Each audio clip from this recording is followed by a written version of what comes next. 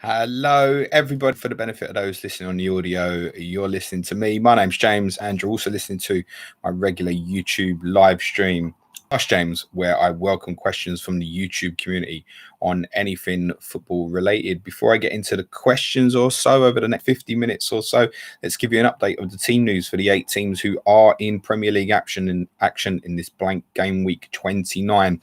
Fulham versus Leeds starts the game week tonight. Scott Parker's confirmed that Tom Cairney is still struggling with ongoing issues. Bobby De Cordova-Reid misses out with injury, but should return in game week 30 for Leeds. Marcelo Bielsa said on Wednesday that he expects Patrick Bamford to play. Cooper was still sick on Wednesday and hasn't been called up by Scotland. Rodrigo picked up a knock in training and is a doubt. Big game at the Amex on Saturday night between Brighton and Newcastle. Highly recommend yesterday's clash of the correspondence with FPL Seagull and FPL_Footballer if you've not listened to that. For Brighton, Aaron Connolly has recovered quicker than expected from a cracked rib and could feature. Dan Burn could, in quote, play according to Potter, having been withdrawn against Southampton with a tight hamstring. For Newcastle United, it's worth saying I'm recording this just after 9 a.m. UK time. Steve Bruce's press conference today is at 9:30 a.m. Almiron and Wilson are closing in on return, but not expected to be available. Same applies to obviously Alan St. Maximin. But Steve Bruce's press conference is at 9:30 a.m. this morning. West Ham's press conference is at 1:30 p.m. with David Moyes. Pablo Fornals remains a doubt, having missed the defeat at Manchester United. Mikel Arteta has another press conference at 9 a.m. this morning. He's probably doing it as I speak right now. William missed last night's defeat to Olympiacos. Bukayo Saka remains a doubt for Sunday. Pierre-Emerick Aubameyang was back in the squad and started last night, but full press conference from Arteta is ongoing as I speak now. And the game weekends with Aston Villa and the mighty Tottenham Hotspur on Sunday evening. Dean Smith has a press conference at 9:30 a.m. So expect updates from that on Bertrand Traore and Jack Grealish. For Tottenham, Eric Lamela is suspended. Giovanni Lo Celso returned from injury last night. And on Heung-min Son, my personal opinion is the following. We won't get any news before deadline. If he is 70 to 80% fit, I think he'll play because the manager is absolutely desperate. However, I find that highly unlikely that he is even in that sort of condition to participate. But the manager will risk him because he's fucking desperate. Right, let's get into the questions. The one and only Lee says, morning, James. Hope all is well. Never been better, mate. I'm sure there's going to be more direct questions coming my way. Alfredo Demetrius, your thoughts on Jose Mourinho? Here we go. Turning into a shite manager nowadays with his tactics at Tottenham. Wow. I mean, if I answer this properly, no one else is going to get a question covered. My thoughts on him turning into a shite manager? Maybe he always was. Maybe he was just always lucky to have the money available. Maybe he was lucky to go into Chelsea and have leaders like John Terry and Frank Lampard. Find similar at Inter Milan. Have the money available at Real Madrid. Maybe he was always shite. Kartik says, Son to Bale or Aubameyang and Cancelo to dunk -4 will give me 11 players. This will apply to my deadline stream at 5:30 p.m. today as well. Any -4 that involves buying a Tottenham player is going to get a no. You are going to get personal bias from me. Honestly, I wouldn't even guarantee that Bale will play on Sunday. He played an hour last night because the game went to extra time. And Mourinho could decide, you know what, sod it, I need to have 11 men who I know are going to track back and that kind of thing. And then decides to use Bale as an impact substitute. It's a possibility. So, no, I won't be advising that. Won't be advising that. If you want to do Aubameyang instead of Bale, yeah, fine. Crack on. But as I've said, Kartik, don't be surprised if Son plays. Genuinely, is my opinion. I don't think he will, but I'm telling you that Mourinho will risk him if there's any chance. Look who's in the chat. It's my boss, Sujan Shah. He says, morning, mate. I need to catch your points before game week 35. You don't. You need to catch it before game week 38. You won't. Did my free transfers last night with a -4 hit. Cancelo, Rashford and Fernandes gone. Anderson, Pepe and Grealish in. Good luck. Wow, that could go brutally wrong, couldn't it? When Pepe doesn't start on Sunday and Dean Smith rules Jack Grealish out at 9:30 a.m. But as you were, Such, I expect Grealish to play, by the way. Damien Rosowski says, give me 5 reasons why Fulham will get relegated. That's nice. That's not the sort of question I was expecting this morning, so I appreciate that. Well, I'm not sure that they will, but okay, 5 reasons. Brighton will start scoring goals. Newcastle will get players fit. Newcastle will find that once those players fit, it will work in their diamond system they've been trying. Maybe they'll sack Steve Bruce and Graham Jones will take over. Fulham draw too many games and don't score enough goals. That must be 5 reasons. I don't think they will get relegated, though. The one and only Lee also says, is Dominic Calvert-Lewin to Maupay, then Maupay to Bamford in 30? Just too many sideways moves. I back Fulham to keep a clean sheet, and that would be big differential in my league. We'll just go to Bamford. You'll benefit from having the extra free transfer on the other side of the international break, would be my opinion. Maupay hasn't scored since playing against Leeds in game week 19. Victor Sandberg says, keep DCL replaced with Watkins. And if you're just going to ask a straightforward question like that, I'm just going to say, yeah, buy the player who's playing. He's obviously going to improve your team this weekend. Every chance Watkins returns against Tottenham, absolutely. But it depends what the rest of your squad is. So if you just ask me straight out, DCL to Watkins, I'm going to say, yeah, of course he's playing. Tiffy Ferreira says, should we consider Neil Maupay and Alexander Lacazette as FPL assets to buy going forward? Maupay would be no consideration for me. Obviously, great fixture this week, but then United, Everton, Chelsea, not blinding. And Lacazette could very easily not play for Arsenal at the weekend, so not for me. Jonathan Aves says, best Mourinho replacement. Anyone? Nagelsmann, Rodgers, Scott Parker, Neil Warnock, anyone. Mohamed Osama says, Kane or Rafinha for the captaincy. I'm going to captain Harry still. Despite the fact he was fucking shocking last night. He obviously wasn't the only one. He was really poor last night, Harry Kane. I'm still going to captain him because I'm down on players anyway. I'm not going to have a full 11 unless Dean Smith does confirm that Jack Grealish will start, in which case I might bump that up. It would also need Son to appear for me to have 11. So I'm going to be high in people as it is. I don't need one of the players that's going to be in my team where, from an FPL perspective, it would be better if he didn't return. So, no, I'm just going to captain Kane. If you're in a better position and you think, yeah, great, you want to captain Rafinha. I mean, to be honest, if you don't have Kane, I wouldn't buy him and I would captain someone else, personally. That would be my take on it at the moment. But I'm going to guess the majority of people do. The sensible choice is still Harry Kane. The sensible choice, in my opinion, is just stick the armband on him this week.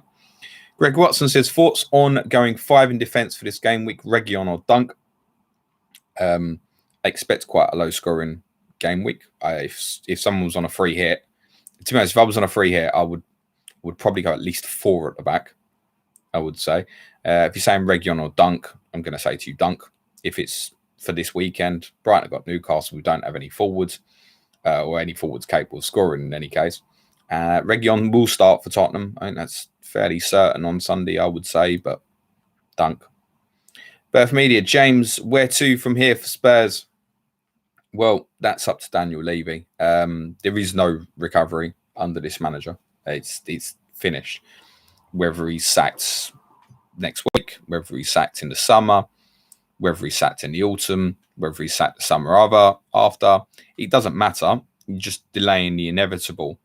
I spoke over a year ago and said that Tottenham were wasting time, and that's all that this is now. Every day with him in charge is now a little more than wasting time. I think it's fairly well documented that Tottenham will probably have to cough up £30 million worth to sack Mourinho. I would happily not buy any players. As shit as the players we've got are, I would happily not buy any players and just sack him off. Definitely just give me my football club back. That's all I really want now. So where does it go? It's up to Daniel Levy. I think Levy's also now what we're on the verge of is war and anarchy amongst Spurs fans. That Levy, Mourinho, they're all exceptionally lucky that fans are not going to games at the moment. I think the only reason that there probably won't be fans outside the ground protesting today is because of COVID. Otherwise, I'd be going down there today. Enough. Literally enough. That's the final straw last night. And there's plenty who will just put the blame on Levy. Hiring Mourinho is definitely the worst choice in his 20-year tenure as Tottenham chairman. If anything, if that's what you believe, fine. length of the contract is disgusting because now it's going to cost the club a fortune. So Mourinho don't give a fuck. All right, sack me. It's £30 million. Brilliant. Thieving bastards. The one and only Lee also says this question probably done to death, but is it looking likely or not that Grealish plays? My opinion is that he probably will, but Dean Smith has a press conference at 9:30 a.m. So keep an eye out for that. Fantasy Football Scout, Colm Hayes, Ben Dinnery, they're you guys to follow on Twitter to keep an update on what's happening with the press conferences. Roseanne Fleur said, did the FPL content creators, excluding you, miss the boat on Kelechi Iheanacho and Che Adams since game week 26? No, they didn't. Che Adams was bang out of form. I'm not sure if that was before or after Danny Ings' injury. He was actually in and out the Southampton team. And same applies to Iheanacho. At that stage, there was no guarantee that he'd come into the team. With Harvey Barnes injured. At that point, I don't think James Maddison was injured. So there was no guarantee he was going to come into the team. It's been forced upon Rodgers by the injuries to Barnes and Maddison. So, no, I don't think, to be honest, if I'd have been sitting here and recommending those two guys to you, I think I'd have been wrong. Certainly last week, I said on my stream last Friday, I wanted to put Iheanacho in the top 10 captaincy picks because of the opposition that particular week. So, doesn't matter now. We can chase the points now. We've got Manchester City next. I don't know how many people have bought Iheanacho now, but I know on Monday it was a shitload. It was coming up towards 30,000 or something. Don't have a game, and then when they do have a game, it's Man City next. Congratulations to those bots buying Kelechi Iheanacho. Angus McPhail says thoughts on Hugo Lloris comments after the game yesterday. I did brave and watch through it. I mean, he basically said that the club was broken. And I think his comments were quite telling, right? He wasn't just saying it was all on the pitch. He basically said there's a problem at the football club. There's definitely, a lot of those players in that squad, to be honest, it's just everyone bar Kane and Son could fuck off, quite frankly, and nobody would care. And Kane and Son, for their own careers, should leave. To be honest, they should be in the international break, writing a written notice to the chairman saying, if you can, I'd like to leave in the summer. Simple as that. Let my agent speak to clubs, whatever. For the pair of them, if I was an outsider looking in, I would say they have to go. I said this 12 months ago about Harry Kane. Should leave. I obviously don't want him to. Of course I don't. The only thing I think could be pulling at Harry Kane to stay, well, there's three things. One, the Premier League goal scoring records. Two, the Tottenham goal scoring record. And three, maybe he really does love the club that much. But they should, and I know Sonny loves it at Tottenham, by the way, but they should both be looking to leave. I'm not that blinded to think, oh my God, panic if they leave. They should go. For their careers, they should go. And to be honest, if one of them leaving finances getting rid of the manager, I'll take it. I'm that far down the road with it now. Honestly, just give me my club back. If it means players have to go, they have to go. Hugo's obviously not had a great season himself. I think it's well known that we need a new goalkeeper soon, but there are so many bigger priorities in the team. If he didn't have more things to do, he wouldn't make mistakes. Not that he could particularly. I think he possibly could have done better with the third goal from Mosiek last night, but I mean, generally, he didn't have too much chance with the goals, to be honest. It's the fact he has to face so many shots is not helpful to him. I'm pleased that Ely spoke up. He showed me that he does care. That's the one thing I never doubted from Hugo. I thought he spoke well as a captain. I think a lot of people think that he's not vocal. I think we found out during this restart period that on football pitches, he is actually very vocal. Is he the right leader for Tottenham? I'm never a big fan of a goalkeeper being captain personally, but I've said this before about Hugo. Hugo should have left in 2014 or 13 and stuck around for Tottenham. So I'll always be thankful for that. Neil Thompson says, morning, James. Love the great content. Thoughts on when to free hit if that is all I have left. 33 or 35. Got lots of City and Spurs at the moment. So, okay, this is interesting. So the good news is there's a lot of information we're going to find out this weekend. And once we know the FA Cup results, we can then really start pinning down the likelihood of what's likely to go where. And a lot of that possibly is dependent actually on the 2 games tomorrow in the FA Cup, Bournemouth v Southampton, Everton versus Manchester City, they possibly have quite a knock-on effect to if games are likely to go into 32. We may also find out if there's going to be this movement, which has been suggested, of either game week 36 or game week 37 being moved to the midweek in between 37 and 38. What that could create is a double game week for either game week 36 or game week 35. There are currently, in my belief, if 36 moves into, let's say, 37 and a half, and 37 becomes, and 35 becomes 30, 36 stays as 36 and 35 becomes 37. Or if 35 becomes 36 and 36 becomes 37, I realize this is probably quite difficult to follow. Just ignore everything I just said. There's a possibility we can have a double game week 35. It needs the midweek fixtures of game week 36 to move in one way for that to happen. Now, if that's the case, I think as it stands, we could have as many as 8 teams who double win double game week 35. But 4 of those 8 teams will then probably blank in what would be game week 36. So at the moment, you're possibly going to be better off holding off for that. But I completely get, Neil, if you're stuck there with a lot of Man City and Tottenham, and I understand even holding the Tottenham assets because of the prospect of even, say, double with Southampton in 32, then 35, I think is still probably going to be best for you. But obviously, if you've got 6 City and 6 Tottenham, then game week 33 may well be best. And we have highlighted there are teams who you might not want at that point who come into good fixtures. So Liverpool being one, have Newcastle at home, Villa have West Brom at home, Brighton have Sheffield United away. There's a few others as well who you could look at who have good fixtures in game week 33. I don't know at this stage where Tottenham Southampton goes. Obviously, Tottenham going out of Europe last night opens up the possibilities for even game week 30, 31. It opens up the possibility of it actually being in the midweek of game week 33.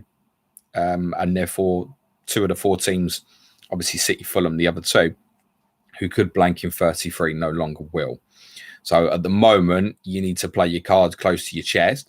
We'll definitely have some information to learn this weekend, and I'll go through some of the possibilities on Monday's podcast as well. Bloomer Caldera said, did you drink last night after Tottenham got smacked? Bloomer, I've had 2 beers, and they were 3.8% cans of Brewdog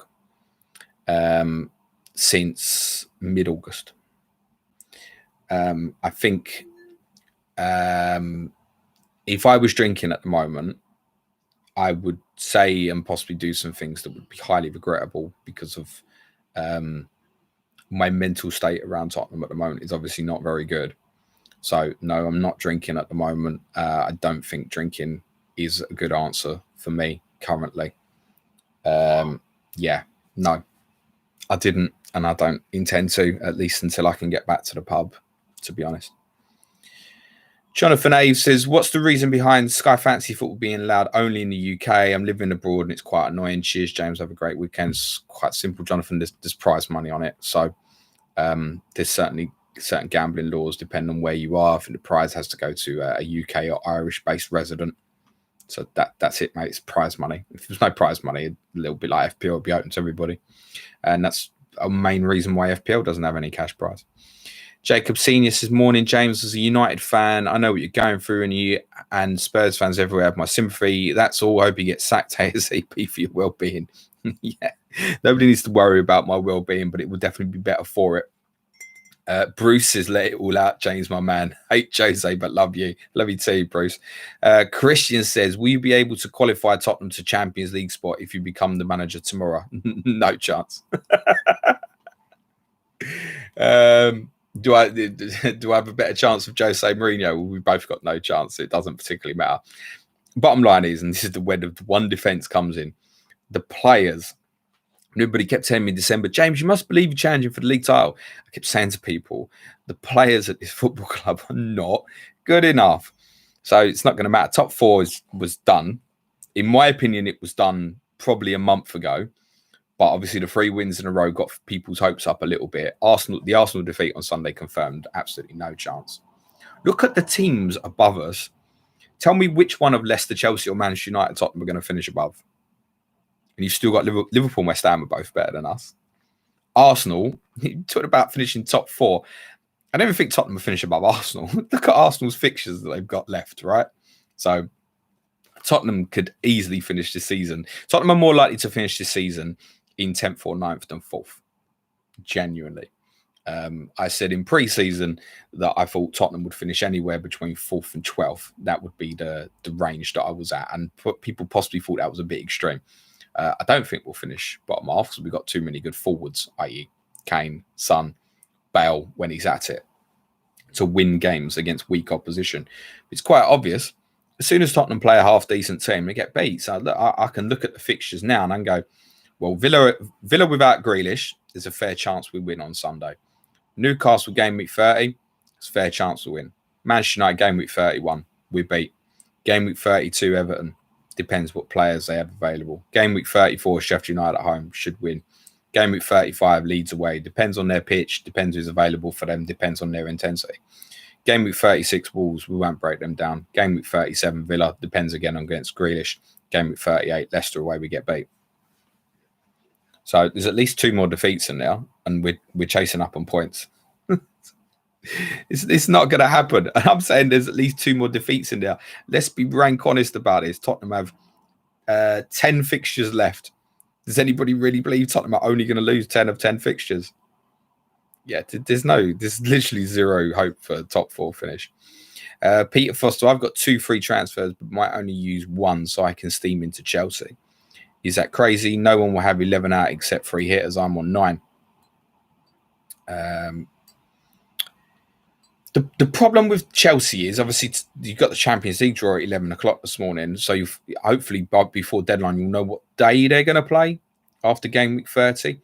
So you'd have more confidence going in for a Chelsea player. And I don't hate it. If you've got 9 you're happy with for this week, I don't hate that, by the way.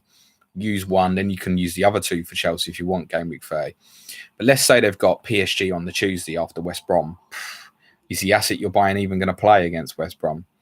If it's a Wednesday date, then you've got a little bit more chance. But then the flip of that is they'll play Wednesday, then Saturday Palace, then Tuesday Champions League. Then you've got the same problem for the Palace game afterwards. I think you have to accept that whatever Chelsea asset you go for, including possibly even the likes of Azpilicueta and Mendy, could even miss out against West Brom or Palace in 30 or 31.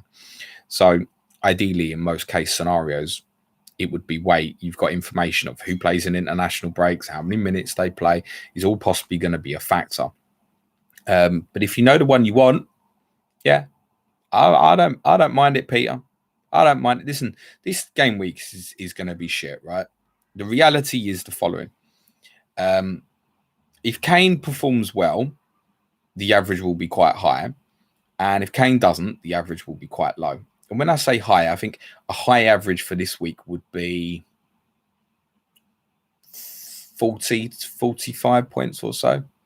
I think if Kane blanks, the overall average in the game this week could be less than 20. So if you're happy with what you've got, it's fine, mate. Jonathan Aves says, how do you explain Doherty being so good at Wolves and shit at Spurs? The shape playing in a back 5 at Wolves instead of a 4 at Spurs. But I think the coaching he got at Wolves is clearly of a higher standard than what he gets at Tottenham. That's a certainty. I don't buy into the he played wing back at Wolves. I explain this on either Monday's podcast or Tuesday Patreon podcast, Tottenham, that Doherty played right-sided centre-back for Wolves. He's played right back for the Republic of Ireland, played left back for the Republic of Ireland, played left-sided centre-back for the Republic of Ireland. It's not like he doesn't have understanding of these systems. The man turns like a forklift truck, mate. He can't turn. It's as simple as that. At Wolves, he was obviously higher up the pitch and normally had Willy Bolly protecting him behind him. Inside him at Tottenham, he's got Davinson Sanchez. And Davinson Sanchez last night, all he actually wanted to do last night was kick the ball. The ball came to just kick the ball. That was it. It was just kicking the ball. Just kicking the ball. Aurier was so bad last night. But probably better than Doherty has been. I mean, they're as bad as each other. That's what I said. When Aurier misses games, he becomes better in Tottenham fans' minds, forgetting that he's also absolutely awful. It's Cole Peters I feel sorry for. Jacob Senior, actually, I have thought of an FPL question. Thoughts of Stones or Diaz to Rudiger? That wouldn't bother. Unless you're in that situation where one of the questions we just had was you've got 2 free transfers. I wouldn't bother. Wouldn't bother. What are you going to do if Rudiger gets injured for Germany? It's Stones and Diaz, and they've got Leicester away. You can still get a clean sheet. Jassim says, hi, James. Got 2 free transfers. Salah to Aubameyang, Gundogan to Lingard, Stones, Diaz to Tierney, Cresswell. Got 3 playing defence for this game and wildcard in hand. Your thoughts? My thoughts are, Jassim, that I love you, mate, and this has to go out as an audio product as well, and that's too long of a question. Salah to Aubameyang's fine. Gundogan to Lingard's fine. Stones or Diaz to Tierney or Cresswell's fine. Crack on, mate. Kartik said, never really caught my eye, but always assumed the green circular thing in your logo was a planet. Yeah. Yeah, I think so. Angus McPhail, better Sky move today to bring in Rafinha or one of the Fulham centre-backs. Well, that possibly depends a little bit on your plans for the Fulham and Wolves single game day, Angus. So if you need to cover that, my honest answer is Fulham centre-back. Honestly. If money's no problem, go Anderson. If you're a little bit concerned in any way, go for Adarabioyo. Wilson NG says, hi, James. Would you consider doing any deadline stream with Surge or other correspondents in the future? Yeah, listen, everything's up for consideration. Of course it is. Of course it is. We always want to improve the content and the product. So, yeah, we don't rule anything out. The only thing I rule out is doing a 24-hour live stream again. And Surge always says to me, don't rule out doing that. I go, okay, you pay my wages. I won't rule it out. Birth Media says, when you went to Cape Town, South Africa, did you try any of our cuisines? I've never been to South Africa, mate. I think you've got me confused with somebody else. I can't even get to Tottenham at the moment, which is probably a good thing. I look at COVID in hindsight now and I think, oh my God, at least I haven't spent thousands watching Tottenham. I've never been to South Africa, mate, so I think you've got me mixed up with someone else, unfortunately. GK16, morning, James. In your opinion, what was the more ironic event, Battle of the Bridge or Battle of Bramall Lane? Thanks. Battle of Bramall Lane. Battle of Bramall Lane, for those who don't know, was a game between Sheffield United and West Bromwich Albion. Or I don't know the year, but it's about 20 years ago, roughly, where Sheffield United ended up being reduced to 6 men. And the game got abandoned with West Brom winning, I think, 3-0. What was more ironic? It's got to be the Sheffield United game, really. Tottenham just smashed shit out of Chelsea in the Battle of the Bridge. Good morning to Claytors. David Beaton says, morning, James. Both our clubs crashed out of Europe last night. Sadly, would you take Scott Parker at Spurs? Who are some options you fancy? I've already said. So, Nagelsmann, Rodgers, Parker, Neil Warnock. I'm less fussy at this stage. Arsene Wenger. I'm not so bothered. I'll take Arsene Wenger all day long, mate. I'm so far down the road with this. Anybody. Michael Appleton of Lincoln City has been linked with the Sheffield United job, hasn't he? That'll do. Anyone. Literally anybody. My preference would be the first 2 names that I'd mentioned, Nagelsmann or Brendan Rodgers. Good morning to Anderson, FPL. FPL Invincible says, morning, James. Play 1 Martinez or Areola this game week. I think because of ownership, the sensible play is to play Martinez in the majority of cases. But if you're sitting there with no Leeds attackers and you've got like Kane and Bale, then I can completely understand why I'd go Areola. But for the majority of people, Martinez is the right answer, in my opinion. Pelos Pen says, Cresswell, Tierney or Reguilon for the run-in? Tierney, mate. That's a very straightforward one for me. Excuse me. The only off-putting thing with that is obviously the fact that they're still in the Europa. By the way, whichever one of the 7 teams gets Dynamo Zagreb will beat them, including Slavia Prague. They will have no issues in beating them. Absolutely none. I don't mean that disrespectfully to them. Congratulations. They deserve to go through and all of that. Honestly, whichever team gets them will go through. That's certainty. The only concern with Tierney is that obviously still in the Europa League. Is there going to be rotation, particularly if Arsenal have 2 bad league results before then? But he's definitely first choice at left back. I think you'd have to ask yourself why, in most cases, would he be left out? Arsenal probably do want the fallback of still being able to qualify for Europe via league positions for next season, should they not win that competition. So I think he plays the majority of the game. With that, I think with the Arsenal players particularly, if you're going for them in the coming weeks, you've just got to be realistic and say you can't afford to be having 3.9 million defenders on your bench. You're going to need some sort of cover. But I think it's been that sort of season all season where we've needed some sort of cover. Chris Wood says transfer out one of Cancelo, Diaz and Robertson for Dunk, wildcarding in game week 31. Robertson. But there has to be a value associated to that, Chris. So if for some reason, I don't suppose you can be, but if you were up 0.5 up on Robertson and nothing up on Cancelo and Diaz, I would say it's a close enough decision that I would keep the value. But the chances are Robertson's probably the one you haven't got the value in anyway. John Emil Stein says top 3 foreign players to have played for Spurs and in the Prem in general. Ooh, that's a good question. Top 3 foreign players to have played for Spurs. Luka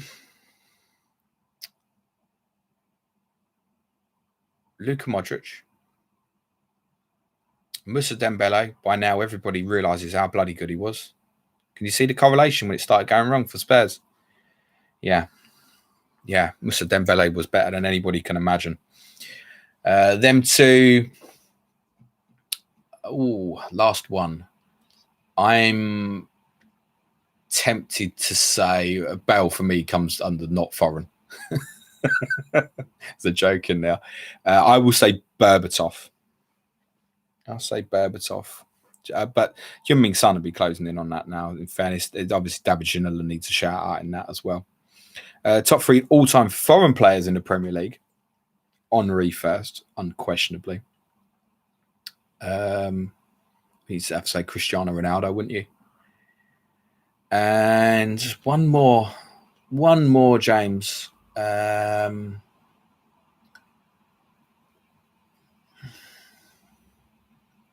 think Drogba would have to be a shout, wouldn't he? Because what he achieved would have to be a shout. Definitely Henry and Ronaldo, the first two. I think Drogba's probably remembered now as arguably Chelsea's greatest ever player for what he achieved and stuff. So I think that has to put him in the pecking order and the running for that. I think he would probably have to come above people like David Silva and Kevin De Bruyne at the moment. For me, Vincent Kompany. There you go. That's my answer. Vincent Kompany. That'll cause some outrage. Kompany over Drogba for me. Nigel Sam. Hi, James. Who do you like more for a 2-week punt, Lingard or Bale or any other midfielder? Not the Tottenham player, Nigel. Good morning to James Lovegrove. Adam Keenos says, morning, James. Any upsets predicted for this weekend other than the Bluebirds winning the derby over Swansea? No, although Swansea have had a couple of iffy results lately. Were well beat by Bournemouth in midweek, and I've kind of been tipping them to come up very recently. And it seems to have played around with the team a little bit, Cooper, and I'm not sure that that's working. Not that I profess to have been watching Swansea. I haven't, so it's wrong of me really to comment on that in any more detail. Surprises this weekend. I don't think any of the Premier League results can actually surprise us. I guess Newcastle winning at Brighton would be surprising, but I don't foresee it. Would Leicester beating Man United in the FA Cup be a surprise? I'm not sure it would, but there you go. That's the one I'll tip. Anderson FPL says Gundogan to Lingard and Salah to Aubameyang -4. Yeah or no? Yeah, crack on. They're attacking players. Fine. It's probably not going to gain you any points, but Craig Wilson says good luck all. Free hit was a ball ache. Doubt I've got it right. Good luck, Craig. Yak Dan says any news on Grealish? Well, it's now 20:10 UK time in the morning. Dean Smith is having his press conference as we speak. As repeated earlier, Fancy Football Scout, Colm Hayes, Ben Dinnery. They're you guys to follow on Twitter for updates. Chris Woods says transfer out one of Salah or Gundogan for one of Bale, Lingard or Grealish. Wildcard in 31. It's the same thing, Chris, as your previous question, mate. Value's got to be dependent on that. It's got to be a little bit. I mean, I've sold Salah rather than Gundogan, so I'm going to say sell Salah. And part of that is value related. I got about 11.5 million in the bank. Never had so much. Insanely Football says, would Aubameyang start against West Ham? If yes, is he a good captain pick? He's one of the better captain picks this week because of his capability of explosiveness. Should Arsenal go to West Ham and win 3-0, for example, you definitely expect him to be in the returns. That's what makes him appealing. Do you foresee that happening? Really? West Ham, one of the best defensive teams in the league. Does he start? Probably, yes. I don't pick the team, though. Adam Tessieman says, morning, fella. Do you think Spurs will sign Bale in the summer? I'm kind of at the hoping not stage because I'm hoping that Spurs are saving their pennies to sack Mourinho is far more important. Will Spurs sign Bale in the summer? I think what's probably more likely is that the most likely scenario at the moment is that Tottenham will get him back on loan with the same terms they've currently got, which is paying him somewhere between £200,000 and £250,000 a week, and giving Real Madrid another 10 million or so to take him for the season is probably the more likely scenario, rather than signing him and booking him down to a contract. That's probably the more likely scenario at the moment. FPL Mencher said, is leaving Kane out of transfer plans too big a risk to take despite last night's performance? Cheers, James. Great streams as always. Of course, there's a risk. There's a player who's going to be extremely highly captained this week, whatever anybody thinks. All the polls I see on Twitter last night, no, I'm not captain Kane now. Listen, remember, that's just Twitter talk. It's just community talk. The wider game is just going to look at how many points Harry Kane's got over the season and go, bash, he's the outstanding option for this week. To me, it wouldn't have even mattered if Tottenham had a more difficult game than Villa. But last week, everybody wanted so many people wanted captain Kane away to Arsenal. I wasn't keen on that. This week, I think it's the right play because of the lack of other premium players that are about. If you want to go someone differential like Aubameyang as a captaincy option, I really don't mind it. But I think if you, I prefer it more if you're going completely without. You know the risk. That can Harry Kane score at the week? Yeah, Harry Kane score against anyone at any time, given half a yard. It's as simple as that. So is there a risk? Yeah, of course. Mercer says, hi, mate. Trossard or Grealish if fit? If fit, Grealish. If not, Trossard. Guppy Central, do you think Mourinho will last the season?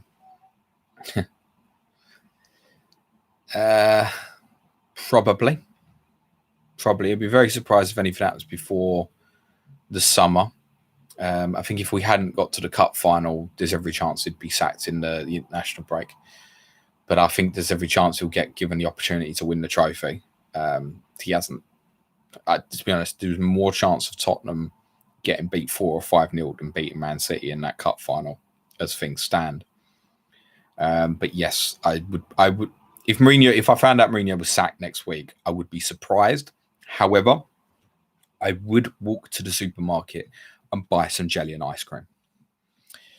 FPL Tractor, I think Jose has lost his mojo. The world changes and he hasn't. It's a very fair point, actually. Kind of alluded to it a little bit at the start. But Mourinho's previous methods just do not work anymore. Amark says, hey, James, what players do you consider essential on a wildcard after game week 30? Cheers. I can answer that in one simple word. No one. No one is essential in this game. Let's learn that by now. Ellie Azza, sorry if I'm mispronouncing that. Dunk or Dallas for Cancelo? I've bought Dallas. But you have to bear in mind that's I'm factoring in game week 30 as well. So it's a 2-week decision when I've then got Dallas versus Sheffield United as opposed to, say, Dunk away to Manchester United. So if it's on a free hit, it would be Dunk. But I think as a transfer, it's still the Leeds guys. Martin Boyle says, thoughts on England squad, would love to see Gareth go attacking, but can't help but think he'll go defensive, 5-2-3 or something. So me and Sush did a little video for advanced tier patrons yesterday. And the kind of the point of the video was, yeah, that squad yesterday confirmed to me that he's staying with that system. Many people will believe it's 3-4-3 or 3-4-2-1. The reality is that if we do not put our good footballers in the middle of the pitch, it will become 5-2-3/5-4-1. That is inevitable because England at international stage against good teams do not keep the ball well enough. We can restructure this by putting our good players in the centre of the pitch and running the game. We have great footballers now. Foden, Grealish, Mount. We need to find a way to get these players in a football team so we can play with some arrogance. We cannot play with arrogance in 5-2-3. You're relying on the speed, on the counter-attack of the wide players, which means the likes of Grealish, Foden, they ain't going to play. Grealish possibly. But then if he plays Grealish in that system, it means he can only play one of Rashford, Sterling or Sancho. Anybody that thinks that's not a waste of the talent that we have at our disposal, slide in my DMs by all means. Pirlo's pen, Lingard or Saka for the run-in. Suj would say Lingard, is what I would say. I will tell you Saka, but obviously Mikel Arteta was doing a press conference this morning, and Saka's obviously a doubt for the weekend. So timing-wise, if you're actually buying it now, I'm gonna have to say Lingard. To be honest, would have to say Lingard. Kenneth Faz says Martinez, Watkins, Kane, Lingard, and Lookman with 2 free transfers. Should I use my free hit or 2 transfers to get a total 7? Use your 2 free transfers, mate. I don't think free hit is worth it. I think less than 5, yeah, fine. But if you can get to 7, yeah, listen, that's absolutely fine. Badman says, Jose de Ford don't even know how to park the fucking bus anymore. Jokes, get him out. Suj says, sending hugs. Thanks, Suj. Love you, mate. Francis Logan, I own Concert Target. Watkins got 2 free transfers, but sell 1 and bring in Brighton defender and Bamford and get Grealish in for -4. Keep your Villa players, mate. Keep your Villa players. Lally Tree, hi James. When's the best game week for Wildcard? Okay, this is an interesting question. So my intention is game week 31. However, there are chain events this weekend that could lead to me reassessing that to actually a game week 33 Wildcard. And that's because just looking at it at the moment, a little bit like the question was asked earlier about City Tottenham players, I have 3 Manchester City players. Gundogan, Gundogan, Stones and Diaz. I could yet sell Gundogan today. And I think if Jack Grealish is, he's playing, then I may well add Jack Grealish to my team this week. But at the moment, I've got 3 City. I've got Kane and Son still. I haven't sold Heung-min Son. And I've got 2 Fulham players in Areola. And looking at 7 players I've got who could well blank in 33. Now, Areola, I can take or leave whether I use him or not. Lookman, I can obviously leave on the bench. But it's really about the City Tottenham players. Tottenham obviously have a good fixture game week 30. They could have this double in game week 32 against Southampton, possibly. City players, I'm loath to get rid of, really, at any point. And it just means that it might be more difficult for me to plan through 33 if, for example, Tottenham do have that double in 32. Because I'm certainly going to want some of it. And it might just be best to just load up a little bit more, add another one to Kane's Son. Yep, ridiculously. Although I'd advise an attacking player, actually. And then wildcard straight afterwards. And that solves the 33 problem. So I'm going to have a look at that and consider that as a potential option for me. But I think for the majority of people, and I think I will still go with game week 31 personally.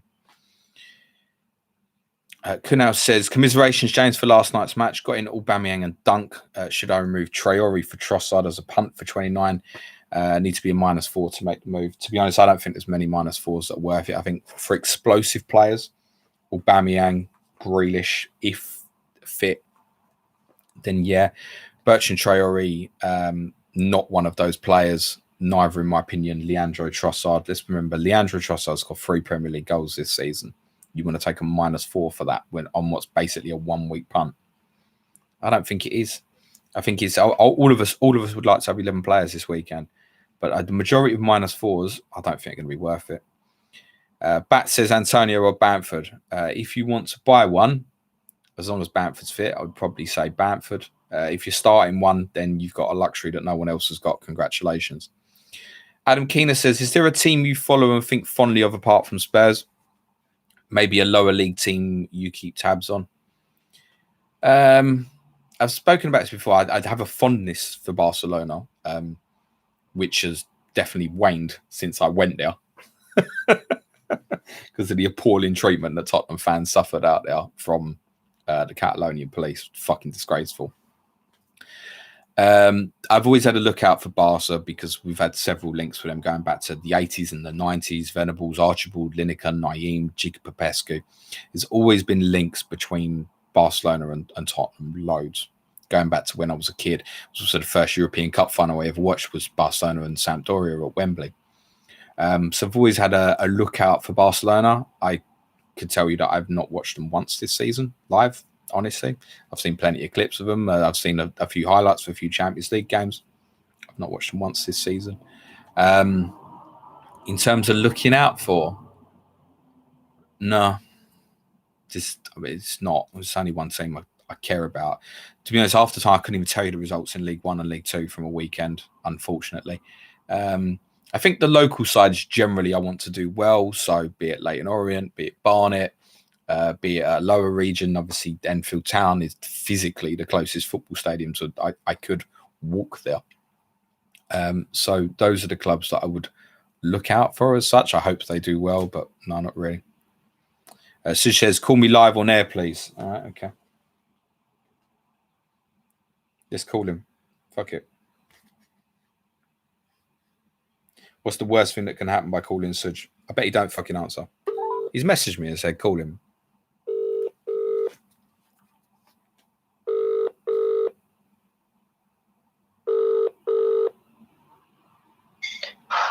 Hello, sir. Hello, mate. You're live on YouTube. Okay, so I don't suppose you've seen my tweet, James. No, what does it say? It says, you know, there was a message in the live chat earlier saying that I've sold Fernandez, Cancelo, whatever. Yeah. That wasn't me. Oh! Someone's impersonated me. They've gone to the effort of even copying my